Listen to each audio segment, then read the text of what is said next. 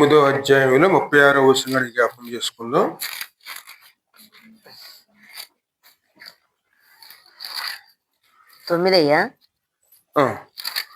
9వ అధ్యాయం అపొస్తలుల కార్యాలు 36వ వచనం కానించి మరియు యొప్పేలో తబిత అను ఒక శిష్యురాలు ఉండెను ఆమెకు భాషాంతరమున దోర్క అని పేరు.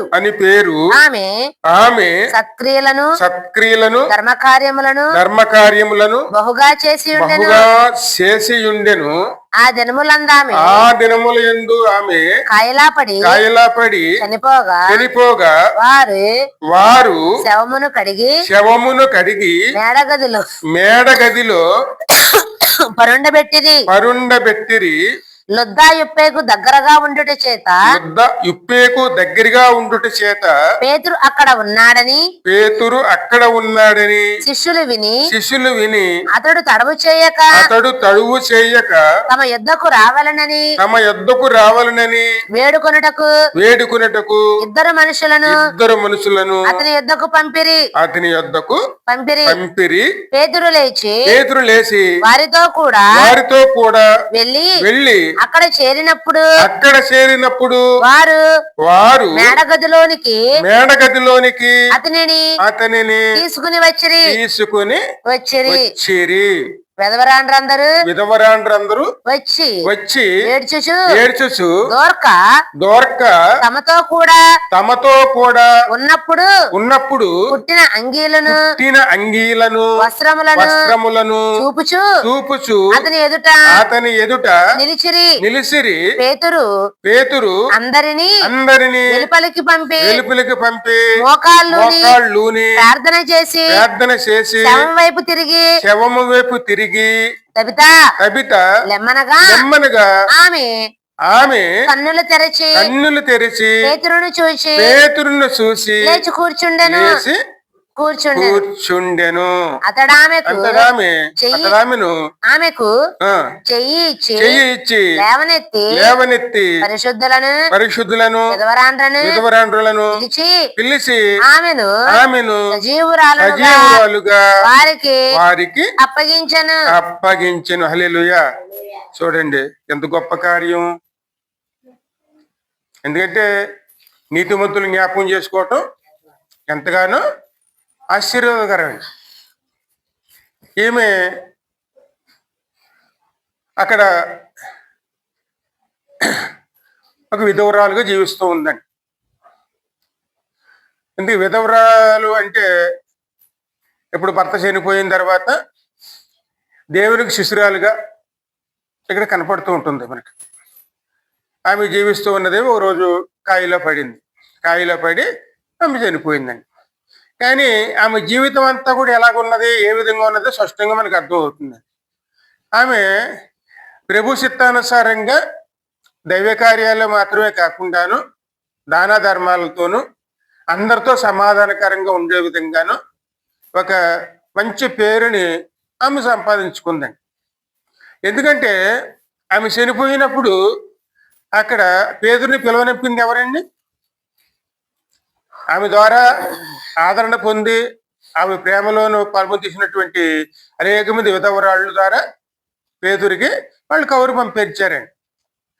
ఎందుకంటే అందరిలో కూడా ఆమె సమాధానకరంగా జీవించి ఉన్నదని మనకు అర్థమవుతూ ఉన్నది. ఎందుకంటే మన ఈ లోకంలో ఉన్న రోజులు కొద్ది కాలం అవ్వచ్చు. మన ఆయుష్ కాలంలో కనుక మనం మన కోసం ఆలోచించేటువంటి కొద్ది మందిని కనుక మనం సంపాదించుకున్నామంటే అంతకన్నా ధన్యత ఏదో ఉండదండి. ఎందుకంటే ఈ ఆయుష్ కాలంలో మనం ఎవరిని సంపాదించుకోవాలండి? అందుకే మన కోసం ఆలోచించే వారి కోసం. అందుకే నీతిమంతులు జ్ఞాపకం చేసుకోవటం ఆశీర్వాదకరం అండి. అటువంటి జీవితం కలిగి ఉండాలండి. ఎందుకంటే ప్రభు చిత్తం కూడా అదే. ఎందుకంటే ఒకసారి యేసయ్య దగ్గరికి ఒక ఆయన వచ్చారండి. చూద్దాం ఆ వాక్యం.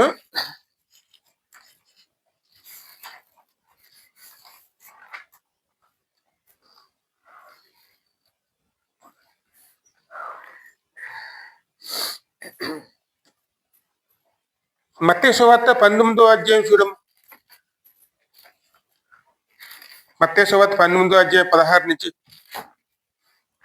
ఇదిగో ఒకడు ఆ ఆయన యొద్దకు వచ్చి బోధకుడా నిత్య జీవం పొందుటకు నిత్య జీవమును పొందుటకు నేను ఏ మంచి కార్యము నేను ఏ మంచి కార్యములను చెయ్యవలనని ఆయనను అడిగాను. ఎందుకంటే నిత్య జీవం రావడానికి మంచి కార్యాలు చేస్తే సరిపోతుందండి అమ్మా? ఏ మంచి కార్యం చేయాలి అంటే పరలోక రాజ్యం సంపాదించుకున్నట్టు మంచి కార్యాలు ఉంటే సరిపోతుందండి? మంచి కార్యాలు చేయడం ఎంత ప్రాముఖ్యమో నిత్య జీవాన్ని ఇచ్చే ప్రభుని ప్రేమించడం కూడా అంతే ముఖ్యమండి. ఆయన ఆజ్ఞలకు లోబడాలి, ఆయనకు లోబడాలి, ఆయన చెప్పిన విధంగా జీవించి మొట్టమొదటి మనం దేవుని కనపరుచుకుంటూ దేవుని చెప్పిన విధానంలో జీవించటమే మనం చెయ్యాలండి. అదే ఒక మంచి సాక్ష్యంగా మనకు ఉండాలి. ఎందుకంటే నిన్ను వలె నీ పొరుగు వారిని ప్రేమించుము అన్నమాట కూడా స్పష్టంగా మనకు కనపడుతుందండి.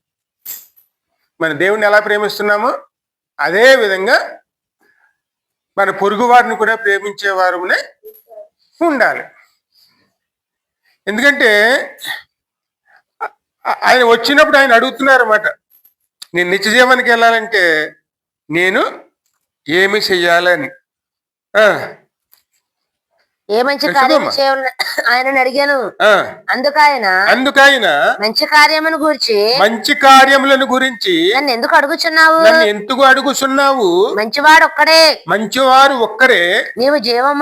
నీవు జీవములో ప్రవేశింపగోరిన ఎడల ఆజ్ఞలను గైకొనుమని చెప్పెను. ఎందుకంటే మన పరలోక రాజ్యం కోరుకోవాలంటే ముందు దేవుని మాటకు విలువను ఇవ్వాలండి. ఆయన చెప్పిన విధంగా జీవించాలి. ఆయనకి మొదటి స్థానం ఇచ్చేవారమే ఉండాలి. ఆయన ఆలోచనతో నడుచుకోవాలండి. ఎప్పుడైతే మనం దేవుని ప్రేమించే వారికి ఉంటామో అప్పుడు ఆయన ప్రేమని లోకంలో కనపరిచే వారు ఉంటామండి. ఎందుకంటే యేసయ్య ఈ లోకంలో జీవించినప్పుడు మనుషుల దయను దేవుని దయను ఆయన పొందుకున్నారండి. అదే విధంగా ఆయన స్వరూపంలో మనం ఆయన ద్వారా పిలువబడిన వారు మనం కూడా మనుషుల దయను దేవుని దయను పొందుకోవాలంటే దైవ చిత్తానుసారంగా మొట్టమొదట మనం దేవుని వాక్యానికి, దేవుని ఆజ్ఞలకి, దేవుని చిత్తానికి విలువనిచ్చి ఈ లోకంలో జీవించేవారునే ఉండాలి. అందరిలో కూడా ఎవరిని చూడాలి? ఇప్పుడు ప్రభుని చూసేవారునే ఉండాలండి. అటువంటి జీవితం గల వారి కోసం ప్రభు చూస్తున్నారు. ఆయన వచ్చారు, ఆయన అడుగుతున్నారు అన్నమాట, అయ్యా నేను నిత్య జీవానికి వెళ్ళాలంటే నేనేం చెయ్యాలి? అందుముందు ఆయన మాట అన్నాడు, ఆయన మంచి బోధకుడా అన్నాడు. అంటే ఆయన బోధ ఎంతో బాగుందని మెచ్చుకుంటున్నాడండి. నేను మంచివాళ్ళు అంటే ఎవరు? మంచివాడు దేవుడు ఒక్కడేనండి. ఈ లోకంలో మంచివాడు అన్నవారు దేవుడు ఒక్కడే ఉంటారండి. అదే మాట ప్రభు చెప్తున్నారు మాట. మరి అవన్నీ పాటిస్తున్నావా? మరి ధర్మశాస్త్రంలో ఉన్న పాటిస్తున్నావా అంటే నేను చిన్నప్పటి నుంచి నేర్చుకున్నానండి, అదే విధంగా నేను పాటిస్తున్నాను అన్నారు. ఆ మాట అనగానే ప్రభు ఏం చెప్పారు అక్కడ? మంచివాడు ఒకడే నీవు జీవంలో ప్రవేశింపకోరిన ఆజ్ఞలను గైకొనమని చెప్పాను. అతడు ఏ ఆజ్ఞలని ఆయనను అడగగా యేసు నరహత్య చేయవద్దు, వ్యభిచరింపవద్దు, దొంగిలించవద్దు, అబద్ధ సాక్ష్యాలు పలకవద్దు, తల్లిదండ్రులను సన్మానింపుము, నిన్ను వలె నీ పొరుగు వారిని ప్రేమింపవలెను అని చెప్పాను. అందుకు యవనుడు అవన్నీ అనుసరించునే ఉన్నాను, ఇకను నా కొదవ ఏమని ఆయనను అడిగాను. అందుకు యేసు నీవు పరిపూర్ణమగుటకు కోరిన ఎడల పోయి నీ ఆస్తిని అమ్మి బీదలకు ఇమ్ము. అప్పుడు పరలోకమందు నీకు ధనము కలుగునని నీవు వచ్చి నన్ను వెంబడించుమని అతనితో చెప్పాను. అయితే మరి ఈ ప్రశ్న కనుక మన అందరికి ప్రభు ఇస్తే అక్కడ మనం దీన్ని ఒప్పుకుంటామండి అమ్మా? అంటే పరలోక రాజ్యం కన్నా విలువైంది అనేది మనం దేన్ని అనుకుంటున్నాం? డబ్బు. మన ఆస్తుపాస్తులు, అదే విధంగా మనకు ఉన్న ధనము, ఇవన్నీ కూడా దేంతో పోల్చుకుంటున్నామండి మనం? ఇదే ఒక విగ్రహం అండి మనకి. దీన్ని జయించి మనం ముందుకు అదే ఎందుకంటే దేవుని ప్రేమించడం అంటే ఏమిటి? పరిపూర్ణంగా ప్రేమించటం అండి. ఆయన అన్ని చేస్తాను అన్నారు, కానీ నువ్వు ఇంకా పరిపూర్ణుడు కావాలంటే ఈ ఒక్కటి చెయ్యి అన్నారు. ఆ ఒక్కటి చేయటానికి ప్రభు మాటకు విలువనిచ్చారు ఆయన. వెంటనే ఆయనలో ఏమొచ్చింది? బాధ, దుఃఖం అండి. ఎందుకంటే ప్రభు కోసం ఎన్ని వదులుకోవాలా. అందుకని ఒక సందర్భంలో ఆయన అంటారు చూడండి, నా కోసం మీ అక్క చెల్లెళ్ళైనను, మీ బంధువులైనను, స్నేహితులైనను, మీ ఆస్తుపాస్తులైనను నా నిమిత్తం మీరు వదులుకుంటే ఆ తర్వాత ఇహలోకంలో మీకు 100 రెట్లు అధికముగా ఇచ్చేదను. అంటే దేవుని కోసం కొన్ని వదులుకోవాల్సి వస్తుందండి. అవి పరీక్షలు మనకి. కానీ ఆ విషయంలో మన ఆలోచన ఎలాగుంటుంది? ఎందుకంటే మన ఆలోచన వేరు, దేవుని ఆలోచన వేరండి. దేవుని ఆలోచనతో కనుక ఆయన చిత్తాన్ని గ్రహించుకుని ఆయన ద్వారా మనం ఆలోచించామనుకోండి, మన ఆలోచన తీరు మారిపోతుంది. ఒక క్షణం ఆలోచించండి, మరి ఇన్నాళ్ళు మన మధ్యనే ఉన్నారు ఆమె గురించి మనం ఏమనుకున్నాను? ఏమి తెలియదులే, అలా మాట్లాడుతుంది అనుకునేవాడు. మరి ఆమెకు వచ్చిన ఆలోచన మళ్ళీ ఎవరికైనా వచ్చిందా? ఆ క్షణం గురించి మనం ఆలోచిస్తాం, కానీ ఆమె నిత్యము గురించి ఆలోచించిందండి. ఈ ఆలోచన ఎవరు చేయరు. అదే మేము చేస్తాము ఫలానా పని అంటారు, కానీ నిత్యము కూడా మా జీవితాంతం చేస్తానన్నవారు ఎంతమంది ఉన్నారండి? ఎందుకంటే దేవుని ప్రేమించడం అంటే, దేవుని సేవకులు ప్రేమించడం అంటే ఖచ్చితంగా దేవుని ప్రేమించడమేనండి. ఆయన సన్నిధానాన్ని ప్రేమించటమే. ఆ సన్నిధానంలోనూ ఖచ్చితంగాను ఆమె పేరు గణపరచబడాలని చెప్పి ఆమె కోరుకున్నది. అది అలా అనుకోవటం, ఆ కోరుకోవటం ఎంతకాలం అని, అందుకోసం ఆమె దాన్ని చేయవలసిన పని దాన్ని పూర్తి చేసిందండి. అందుకు కావలసిన ధనాన్ని కూడాను ఆమెకు సిద్ధపరిచింది. అవి ఎక్కడ ఎవరో తీసుకోవడానికి వీలు లేకుండా ఆమె చేసిందండి. ఆ వచ్చే డబ్బులతోనే అన్ని కార్యక్రమాలు చేయాలని చెప్పింది. కానీ అలా చేయటం అనేది ఎన్ని రోజులని పెట్టిందమే అక్కడ? కేవలం జీవితకాలం కాదమ్మా, నిత్యకాలం. ఈ సంఘం నిలిచే వరకు కూడాను ఆ కార్యం జరగవలసిందే. మరి ఈ ఆలోచన ఎవరికి వస్తుంది? దేవుని ద్వారా తప్ప సామాన్యంగా మనుషులకి రాదండి. కేవలం కొద్ది కాలం ఆలోచిస్తాం మనం, కానీ అక్కడ దేవుని ఆలోచన పుట్టిస్తే. అందుకే దేవుని ప్రేమించే వారునే ఉండాలి. అదేవిధంగా దార్క కూడా అంతేనండి.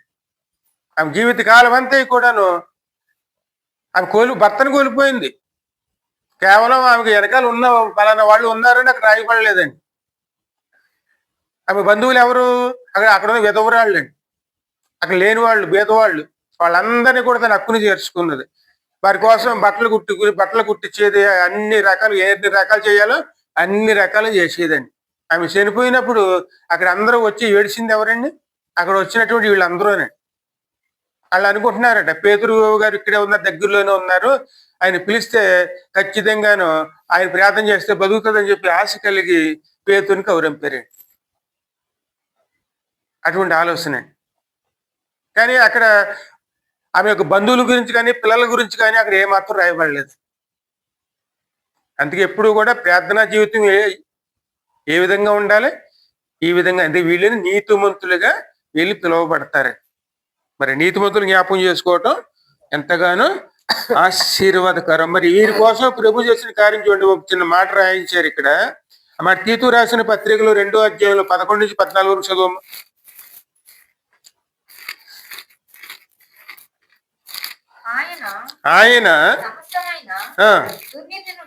ఆయన సమస్తమైన దుర్నీతి నుంచి మనలను విమోచించి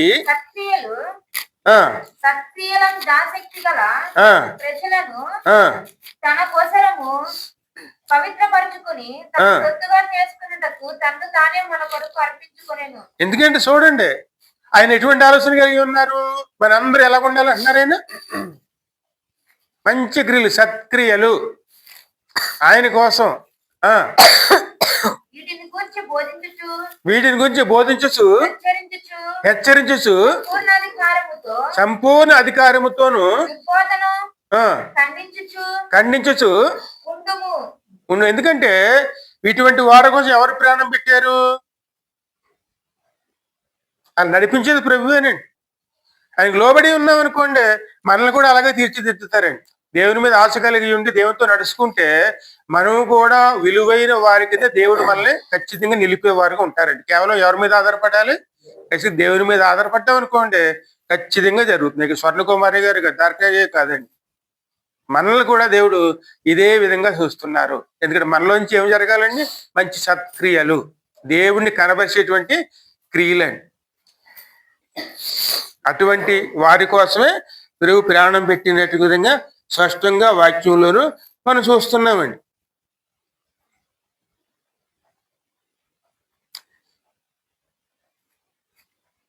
ఇంకా ముందుకెళ్దాం. యోహాను సువార్త 15:7 చూడమ్మ.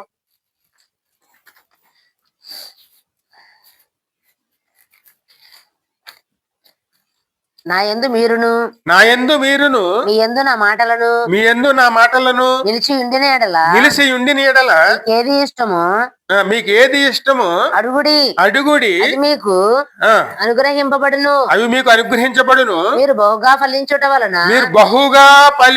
వలన నా తండ్రి మహిమపరచబడును. మన దేవుళ్ళు ఎంతగా ఫలిస్తామో మన ఆలోచన తీరు దేవుని మహిమపరుస్తుందో దేవునికి ఏం కలుగుతుంది? దేవుని మహిమపరచబడు, ఖచ్చితంగా మహిమపరుస్తుందండి. ఎప్పుడు కూడా మనం దేవుని గణపరుచుకోవటానికి ప్రయాసపడేవారు ఉండాలి. నోటితో కాదండి, క్రియాశాతలతో ఉండాలండి. ఆయన మన కోసం ప్రాణమే పెట్టారు. ఎన్నో రకాలుగా మనం ఆదుకున్న దేవుడు. ఎక్కడో ఉండవలసిన వారిని ఒక ఉన్నతమైన స్థానంలోకి నడిపించిన దేవుడు. దేవుడిని మనం ఆయన మనల్ని ఎలా చూస్తున్నారో మనం కూడా దేవుని బిడ్డల్ని అదే రీతిగా చూసి అన్ని విషయాల్లో కూడా దేవుని మహిమ తెచ్చే వారి కింద ఉండాలి. అలా ఉన్నవారినే నీతిమంతులుగా మనం పిలువబడతారు. ఎందుకంటే మనం చేసిన కార్యాలు ఏ విధంగా అక్కడ ఉంటాయంటే ఆమె సామెతల్లో ఉంటుంది చూడండి. 31వ అధ్యాయంలో 30 నుంచి 31 వచనాలు. 31. అందము మోసకరము, సౌందర్యము వ్యర్థము, యెహోవా యందు భయభక్తులు కలిగిన స్త్రీ కొనియాడబడును. చేసిన పనిని బట్టి అట్టి దానికి ప్రతిఫలము ఇయ్యదగును. గౌనిల యొద్ద ఆమె పనులను ఆమెను కొనియాడును. హల్లెలూయా. చూడండి, మనం చేసిన పనులు అందరు కూర్చి ఎక్కడ చెప్పుకుంటారండి? ఎన్ని సంవత్సరాలైనా మర్చిపోతారా? కేవలం అందంగా పుట్టామని చెప్పి మనం చూసి గొప్పగా చెప్పుకుంటారు అనుకుంటాం. మనం అదేం ఉండదండి. మనం చేసిన క్రియలే అలా కనపడాలి. అందము మోసకరం అండి.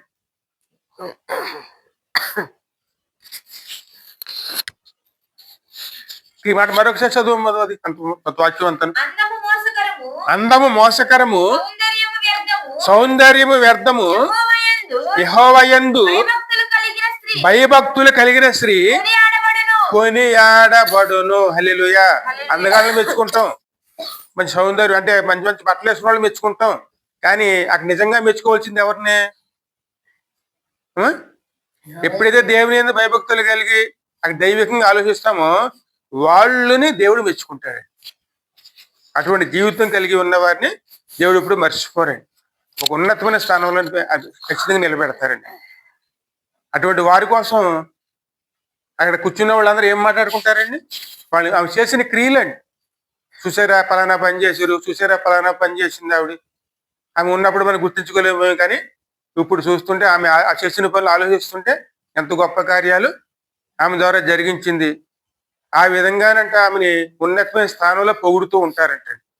అందుకే మనం చేసిన క్రియలు ఎప్పుడు కూడా మనం ఒక ఉన్నతమైన స్థానంలో నిలబెట్టే విధంగా ఉండాలి. అలా ఉన్నాయనుకోండి, అదే మనకి ఆశీర్వాదం.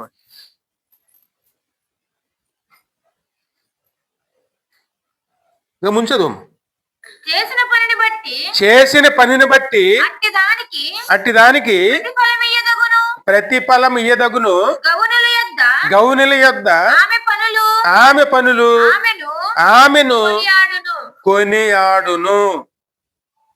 చూడండి, ఒక ఉన్నతమైన స్థానం అందరూ కూడాను అది మెచ్చుకుంటున్నారు. ఆ మెచ్చుకోవడం ఖచ్చితంగా దేవునికి ఏం కలుగుతుంది? ఆమె ద్వారా దేవునికి ఏం కలుగుతుందండి? మహిమ, ఘనత, ప్రభావాలు వస్తాయి. అటువంటి జీవితం కలిగి ఉండాలి. విధవరాళ్ళు చాలా మంది ఉన్నారు, కానీ దైవికంగా ఆలోచించే వాళ్ళు ఎంతమంది ఉన్నారు? ఇంకా దేవుడు ఒక బాధ్యత ఇచ్చారండి. వారు ఖచ్చితంగాను సంఘం కోసం, కుటుంబాల కోసం వారు ప్రార్థన చేయాలండి. ఆ మాట కూడా రాయబడి తీతు పత్రికలో ఉంటుందండి. ప్రత్యేక ప్రార్థన చేయాలి. వారి ప్రార్థన దేవుడు ఖచ్చితంగా ఆలకిస్తారు. విధవరాళ్ళ ప్రార్థన దేవుడు ఎంతగానో ఆసక్తి కలిగి ఆలకిస్తారండి. అందుకే ప్రార్థించే వారి కింద ఉండే దైవభక్తితో నిలిచి ఉండాలి. అలా నిలిచి ఉన్నప్పుడు ఖచ్చితంగా ఆమె చేసిన క్రియలన్నీ కూడా దేవుడు ఖచ్చితంగాను అవన్నీ జ్ఞాపకం పెట్టుకుంటారు. ఇంకా మరి చివరిగా ఇంకో మాట చూసి ముగించుకుందాం. యాకోబు రాసిన పత్రిక చూడమ్మా, 2వ అధ్యాయంలో 15 నుంచి 17 వచనాలు.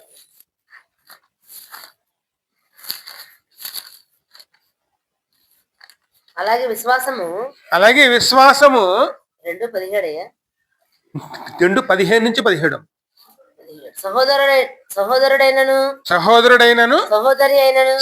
అయినను దిగంబరులైనను ఆనాటికి భోజనము చేయలేక ఉన్నప్పుడు. ఎందుకంటే ఇప్పుడు ఎవరికైనా ఒక అవసరం ఏర్పడినప్పుడు, అది మన కళ్ళ ముందు కనపడుతున్నప్పుడు మనం సూచించి చూడనట్టుగా పట్టించుకోకుండా వెళ్ళిపోయే వారిగా ఉండాలా, లేదా పట్టించుకుని ఆ అవసరాన్ని మన ద్వారా తీర్చే విధంగా మనం ఆలోచించేవారునే ఉండాలా. ఎందుకంటే దేవుడు మనకి ఏదైనా కలిమి ఇచ్చాడంటే అది ఖచ్చితంగాను మనకి అది కేవలం అనిపించడానికే కాదండి, మన ద్వారా కొద్ది మందికి క్రియలు జరిగించడానికి కూడా దేవుడు మనకి ఇస్తాడు. అందుకే ప్రతి పైసకి లెక్క చెప్పవలసిందని. అంటే దేవుడు ఇచ్చిన దాన్ని మనం దేనికోసం వాడుతున్నాం, ప్రతి ఒక్క దాంట్లోనే. అందుకే ఎప్పుడు కూడా నోటి మాటలతో కాదండి, ఎప్పుడు క్రియారూపంలో మనం జరిగించుకునేవారునే ఉండాలి. మనం ఏం చేస్తున్నామో అది క్రియలలో కనబరిచేవారునే ఉండాలి. అప్పుడు అది ఆశీర్వాదకరంగా మనం మారుతుందండి. ఎందుకు కొంతమంది ఏం చేస్తాం, మనం నోటితో చెప్తాం కానీ చేతి కాడికి వచ్చేసరికి ఏం చేస్తాం, మనం ఆ పని చేయలేకపోతామని. అందరికి నిత్య జీవం కావాలని ఆశ ఉన్నది, కానీ నిత్య జీవానికి విలువనిస్తున్నామా, లేదా మన ఆస్తుపాస్తులకి, మన పేరు పశ్చాత్తలకి అక్కడ విలువనిస్తున్నాం? ఏది విలువైంది?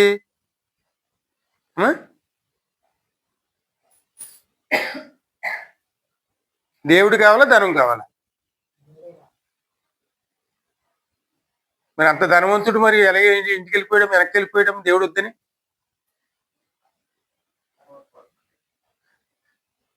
ఆ తర్వాత అంటున్నారండి, శిష్యులు అంటున్నారండి, ఇలాగైతేనే ఇంకా పరలోక రాజ్యానికి ఎవరు వెళ్తారు అని. మనుషులకి అసాధ్యమే, కానీ దేవునికి సాధ్యమేనండి. దేవుని మీద అనుకున్నాం అనుకోండి, ఖచ్చితంగా మన మనసును మార్చగలరండి. నూతన మనసును ఖచ్చితంగా దేవుడు ఇవ్వగలుగుతారు. ఎందుకంటే మనుషులు కదా అసాధ్యమే. ఎవరు కూడా తమ క్రియల వల్ల పరలోక రాజ్యం వెళ్ళలేరండి. దేవుని ఉచిత కృప వల్లనే పరలోక రాజ్యం చేరుకుంటారు. అంటే నిత్య జీవం అనేది ఎక్కడి నుంచి వస్తుంది మనకి? దేవుని ఉచిత కృప. అందుకే ఆయన మీద ఆనుకునే ఉండాలి, ఆయన ఆలోచనతో ముందుకు నడవాలి, వాక్యాన్ని ముందు పెట్టుకోవాలి, మన జీవితాన్ని కట్టుకునేవారునే ఉండాలి. ఎందుకంటే మొదటి స్థానం ఎవరిది? ఇప్పుడు దేవుని చిత్తానికండి, దేవుని మాటకి విలువనిచ్చేవారునే ఉండాలి. ఆస్తిపాస్తులు కాదండి, దేవుని మాట మనకి ముఖ్యము. ఆ మాట ఎక్కడికి తీసుకెళ్తుంది? మనకి నిత్య జీవానికి తీసుకెళ్తుంది. మరి అక్కడ దేవుని మాటకి విలువనిచ్చింది, ఇచ్చి అక్కడ మరణించింది ఆవిడ కూడాను ఆయన ముట్టుకుని చిన్న ప్రార్థన చేసి పేరు పెట్టి పిలిస్తే మళ్ళీ లేచి కూర్చుంది. అప్పుడు ఆమెను అందరికీ అప్పచెప్పి ఎందుకంటే ఆ దేవుని కార్యం ఎలా జరిగింది చూడండి. అందరు చనిపోయింది, అందరు స్నానం చేసి పడుకోబెట్టారు, ఆయన పిలిపించారు, వచ్చారు, ఆయన ప్రార్థన చేశారు. ప్రార్థన చేసి వెంటనే తబిత లెమ్ము అంటే లేచి కూర్చుంది. కూర్చున్న ఆమెను ఏం చేశారు, వెంటనే అక్కడ ఉన్న విధవరాలను పిలిచి ఆమె చేతిలోను ఆమెను పెట్టారు. అక్కడ దేవుని కార్యం ఎంత గొప్ప కార్యం జరిగించుకోండి. అది నిత్య జీవం. నిత్య జీవం ఎవరు ఇస్తారు మనకి? కేవలం దేవుడు మాత్రమే. అందుకే రక్షించగలిగే సామర్థ్యుడు కూడా దేవుడు ఒక్కడేనండి. ఎవరు ఉచిత కార్యాలు మనం ఎన్ని కార్యాలు చేసినా అది జరగదండి. దేవుని మీద నమ్మకమే మనల్ని నిత్య జీవానికి తీసుకువెళ్తుంది. దేవుడిని నమ్మాలి, దేవుడు చెప్పిన కార్యాలు నమ్మాలి, వాక్యాల ప్రకారం వెళ్ళాలి, దేవుని మహిమపరుచుకునేవారు ఉండాలి. దేవుడు మనకి ఏమి ఇచ్చాడో దానితోనే మనం నిత్య జీవనం సంపాదించుకునేవారు ఉండాలి. ఆమె కేవలం చిన్న మిషన్ కుట్టుకుంటూ ఉంటుంది. ఆ మిషన్ కుట్టుకున్న దాంట్లోనే అది దేవుని ప్రేమను సంపాదించుకుంది. మనం ఎన్నో పనులు చేస్తూ ఉంటాం. మనం చేసిన పనులు మనం ఎంతమందిని సంపాదించుకున్నాం? మనం కేవలం మిషన్ కుట్టుకుని బతికిదాం. ఆమె జీవితంలో ఎంతమందిని సంపాదించుకుందండి? ఎందుకంటే ఈ రోజులు చూస్తుంటే ఇంటి ముందు మనిషి చనిపోతే పక్కింటి వాడు వచ్చి చూసిపోయే వాళ్ళు రోజులు పోనీయండి. బంధువులు అయితేనే చూస్తారు, ఏమైనా పట్టించుకోరండి. ఆమె కోసం ఎంతమంది వచ్చారు? అందుకే ఒక నలుగురు సంపాదించుకునే వారునే ఉండాలి. ఎప్పుడు కూడా మన కోసం ఒక నలుగురు సంపాదించుకునే వారునే ఉండాలి. దేవుడు మనకి ఇచ్చిన అవకాశాన్ని ఏం చేసుకోవాలి? సద్వినియోగం చేసుకున్నాం అనుకోండి. అందుకే మనుషుల దయను దేవుని దయను ఖచ్చితంగా పొందుకుంటామండి. చిన్నవాక్యం దేవుడు దీవించి ఆశీర్వదించును కాక. చిన్న ప్రార్థన చేయండి.